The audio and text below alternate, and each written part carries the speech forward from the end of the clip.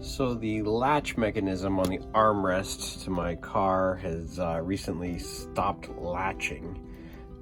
So I took it apart to see what was going on, and to the best of my ability, I can figure that this spring that's supposed to put the latch under tension is got this little hole drilled in the plastic here. When you put this under tension, it actually is ripping away from the hole. So I can just show you that. So it basically just ripped away from the hole there. And I'm gonna try to see if I can get that to stay inside the hole.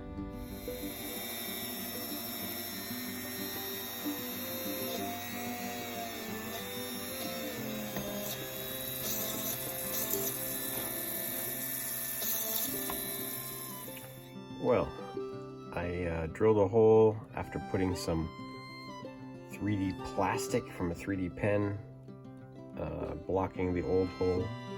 Just kind of made a new dam, and I drilled a little bit below it, so hopefully a little bit below and to the side, I believe. So hopefully that dam will help hold that spring in place when we put this under tension, and it won't pop through again. Let's see how it goes. All right, and there we go. 1, 2, 3, 4, 5, 6 screws that I took out, and the latch looks like it's going great. Good as new. Perfect.